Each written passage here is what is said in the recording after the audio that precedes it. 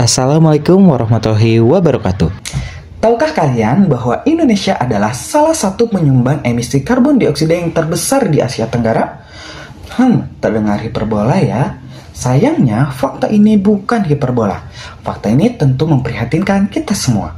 Oleh karena itu, saya akan mempresentasikan sebuah inovasi berjudul Biolahar yang merupakan singkatan dari biogas olahan hasil anaerob, sebuah teknologi pengubah limbah peternakan menjadi energi bersih untuk mendukung target net zero emission pada tahun 2060. Presentasi ini merupakan bagian dari UAS mata kuliah Bahasa Indonesia yang diampu oleh Ibu Yani Suryani, SSM Hum. Halo, saya Bagas Arya Saputra dengan NIM 15124022. Saya berasal dari Teknik Geodesi dan Geomatika. Lalu, apa urgensi dari pembuatan biolahar ini? Energi adalah kebutuhan dasar. Tetapi, banyak negara berkembang seperti Indonesia masih sangat bergantung pada bahan bakar fosil. Ketergantungan ini memperparah krisis iklim dan menjadikan Indonesia sebagai kontributor emisi karbon dioksida yang signifikan. Untuk mencapai target dekarbonisasi nasional, kita butuh solusi alternatif. Selain itu, fakta di lapangan menunjukkan bahwa limbah kotoran sapi menjadi penyumbang terbesar pencemaran di Sungai Citarum. Sungai Citarum adalah sungai terpenting di Jawa Barat yang mengaliri jutaan penduduk. Namun sayangnya, saat ini Sungai Citarum telah terkontaminasi oleh limbah kotoran sapi. Dari permasalahan tadi, timbullah produk biolahar dengan 4 alasan utama. Yang pertama, untuk mengatasi krisis energi. Yang kedua, untuk mengelola limbah peternakan dengan efektif. Yang ketiga, untuk mengurangi pencemaran lingkungan. Dan yang keempat, untuk mendukung transisi energi. Adapun tujuan penelitian kami yaitu yang pertama untuk menjabarkan potensi limbah kotoran sapi di wilayah Lembang sebagai bahan baku biogas. Yang kedua untuk menjabarkan cara kerja alat sederhana pemroduksi biogas dari limbah ternak. Dan yang ketiga adalah untuk menjabarkan manfaat sosial dan lingkungan dari penerapan alat ini bagi masyarakat peternak di Lembang. Metode yang kami gunakan adalah metode eksperimen atau percobaan, bertujuan untuk membuktikan data dari literatur dan pengamatan di lapangan. Teknik pengumpulan data yang kami lakukan adalah yang pertama studi kepustakaan, yaitu mencari referensi dari buku dan jurnal. Yang kedua studi kasus, yaitu dengan merancang beberapa desain alat untuk beberapa kemungkinan. Dan yang ketiga dengan menguji prototipe. Dan yang keempat adalah pembuatan produk dari hasil uji prototipe.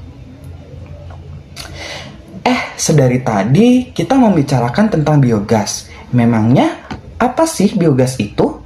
Biogas adalah gas hasil proses dekomposisi bahan organik oleh mikroorganisme dalam kondisi anaerob yang umumnya berasal dari limbah domestik maupun pertanian seperti kotoran ternak, limbah dapur, dan jerami. Apa sih potensinya? Menurut Santoso et al. 2019, setiap sapi mampu menghasilkan 25-30 kg kotoran per hari. Menurut Eli et al. 2020, biogas dari limbah sapi mampu menggantikan LPG 2-3 jam per hari. Dan menurut Sugiono et al. 2023, bahkan di Muara Sabak Barat, biogas ini dijadikan sebagai solusi krisis energi di pedesaan. Tentu, berdasarkan hal tersebut, limbah peternakan memiliki potensi yang besar untuk menghasilkan biogas sebagai energi lokal, murah, dan berkelanjutan. Lalu, solusinya apa? Proyek ini awalnya bertujuan untuk membuat prototipe pembangkit listrik dari biogas hasil fermentasi kotoran sapi. Gas metan yang dihasilkan dirancang untuk memanaskan boiler sederhana dan menggerakkan turbin mini. Namun, karena volume dan kualitas gas yang dihasilkan belum mencukupi, fokus proyek disesuaikan menjadi produksi dan pengujian biogas skala kecil. Biogas diperoleh dari fermentasi anaerob campuran kotoran sapi dan air dengan tambahan EM4 dan air tebu sebagai katalisator. Meskipun gas metana berhasil terbentuk, tingginya kandungan karbon dioksida menyebabkan pembakaran tidak optimal. Berikut adalah desain alat dan Arduino-nya. Kita menggunakan sensor tekanan bernama pressure transmitter sensor yang digunakan untuk mendeteksi keberadaan biogas yang dilihat dari tekanannya. Cara kerjanya yang pertama kami melakukan fermentasi dalam galon yang tertutup. Kemudian gas yang dihasilkan dialirkan melalui selang menuju alat deteksi tekanan atau pressure transmitter sensor. Sensor akan mendeteksi adanya tekanan. Jika terdapat gas yang dihasilkan, alarm akan berbunyi dan menampilkannya di LCD.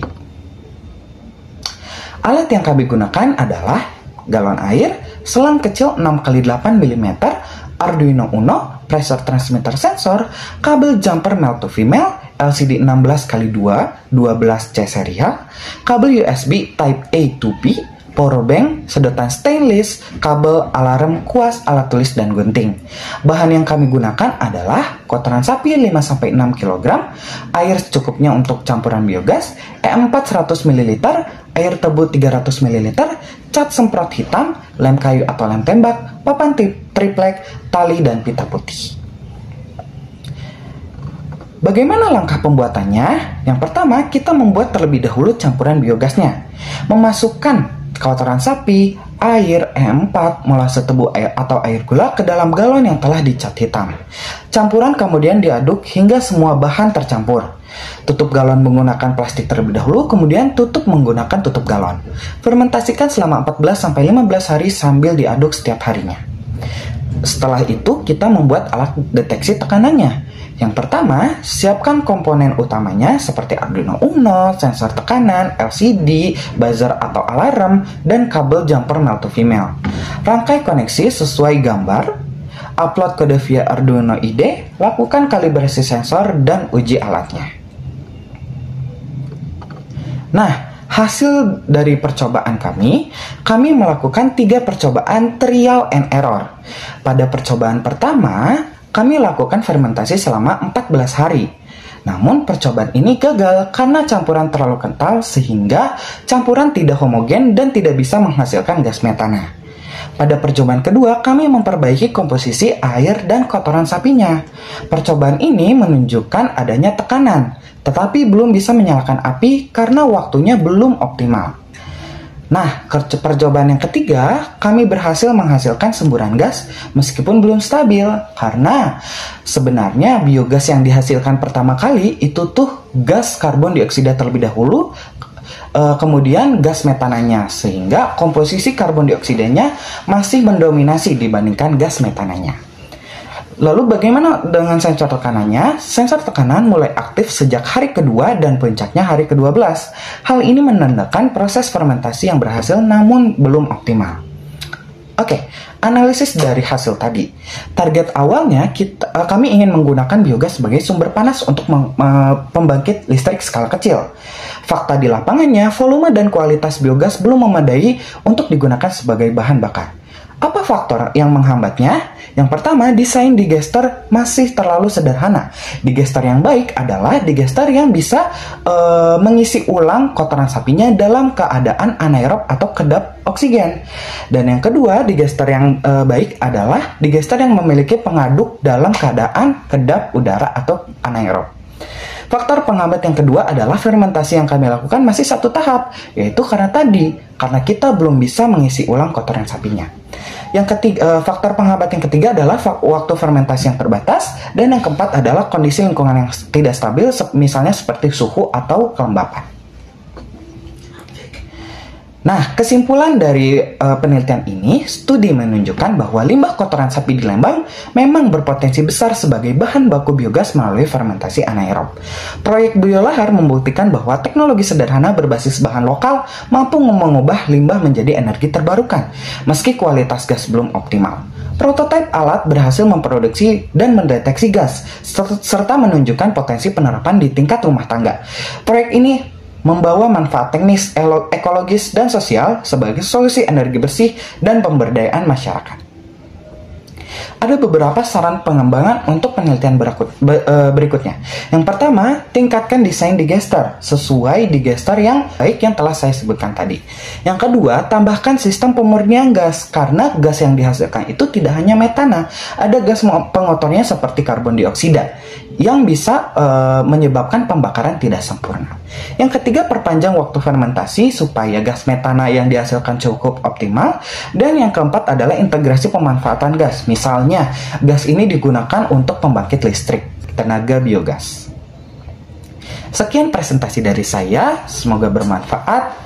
Wassalamualaikum warahmatullahi wabarakatuh.